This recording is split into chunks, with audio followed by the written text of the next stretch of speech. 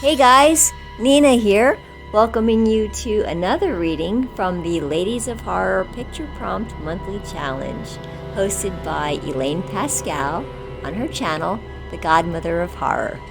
If you'd like to read along or read previously published pieces, please visit spreadingthewritersword.com or ladiesofhorror.com. In the meanwhile, enjoy the reading.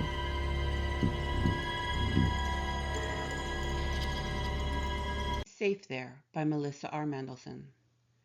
I felt like I was sitting in a principal's office, small and cluttered. Dying plants decorated one windowsill, stacks of dusty books on the other one. A bookcase up against the wall filled with texts, statistics, diagnoses, all according to society.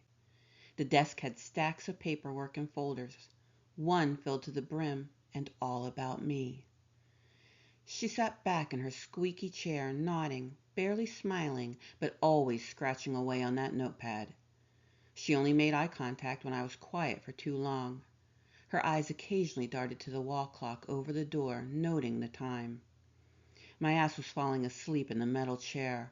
Why did my seat have to be so uncomfortable? But it was the spotlight without the light. I could cross my arms and maybe even my legs, but she would point out that I was being defensive.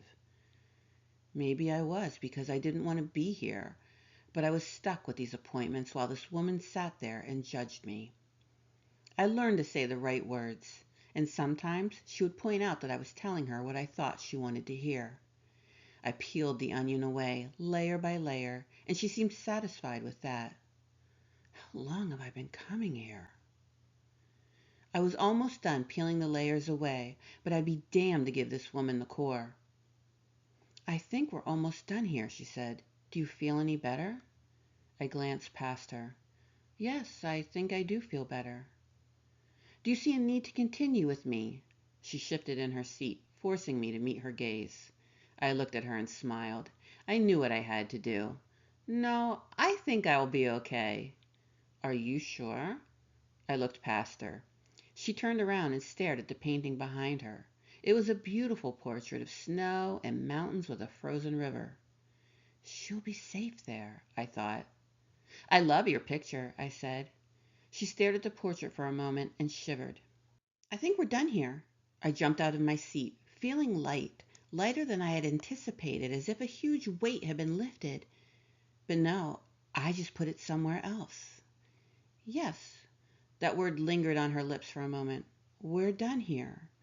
She continued to stare at the portrait almost as if she could see her standing there, crossing her arms over her chest to keep warm, and staring back at me in anger and pain. "Will you send a note?" I asked. She looked at me, barely smiling. "Yes, I will send a note, and you could resume your normal activities. But if you have any issues at all—" I glanced at the portrait and smiled. "Call me," she said. "You have my number."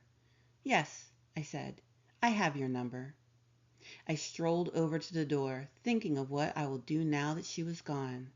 My hand brushed across the doorknob, and the cool air from the outside touched my face, almost as if I were there with her by the mountains and the snow. She was better off there, far from the world to ever know the truth that she kept inside. As I slipped out of that uncomfortable, cluttered, and judgmental place, I heard her fist strike the portrait, nearly knocking it from the wall. Her screams were muffled. I sighed and glanced at the portrait. Goodbye, I thought. I realized that she was not alone.